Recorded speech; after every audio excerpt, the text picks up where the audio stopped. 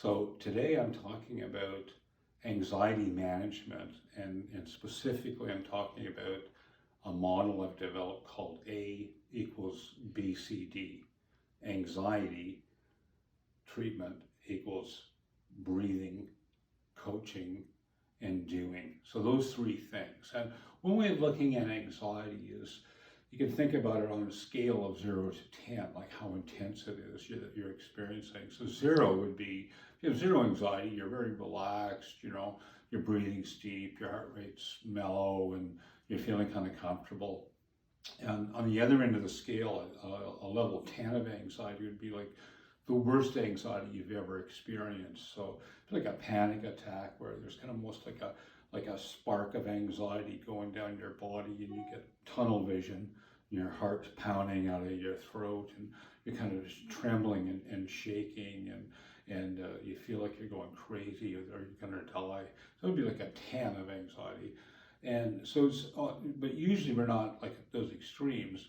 So one way of managing your anxiety is to kind of get used to rating what level of anxiety am I at any given moment. So am I 3 or a 5 or a 0 or a 10?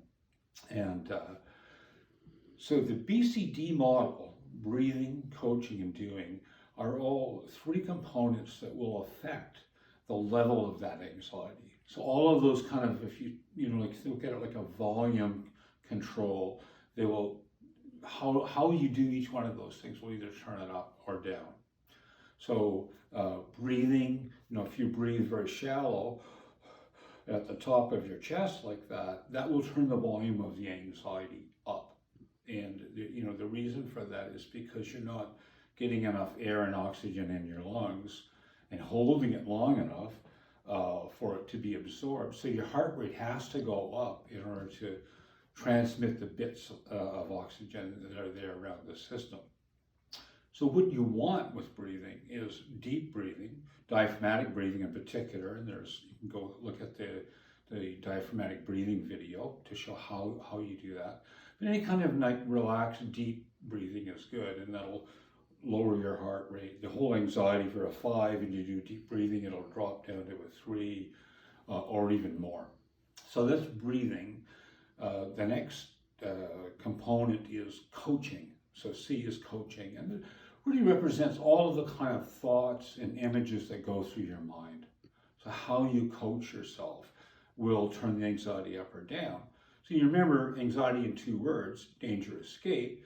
So anytime you have a danger thought or image, that will turn the volume of the anxiety up, and it'll raise that up from, say, if you're at a 3, and then you start thinking, oh no, what if the plane crashes, or what if I'm in a car accident, or then your anxiety will go up.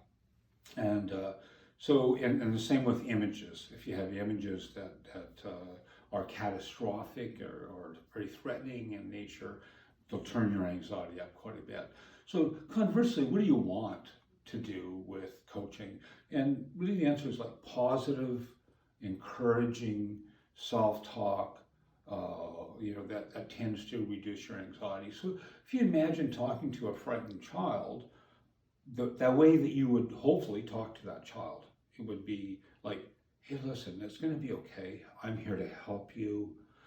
You can do this. Just take your time. You don't have to do it all at once. So the tone of your voice, the encouraging positive words, all of that would serve to, and the child would go, oh, and then the anxiety would drop. So encouraging positive, realistic self-talk and positive imagery.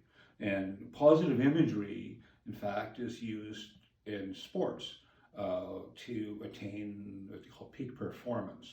So, for example, like a high diver who's about to make a dive, if you watch them, they'll be close their eyes for a minute, and what's going on in their mind is they're visualizing the perfect performance. So they're imagining success, right? And with anxiety, you tend to imagine failure. Like, what if I go there and they all laugh at me, or I asked a question and I stammer, and you're imagining failure, anxiety goes up.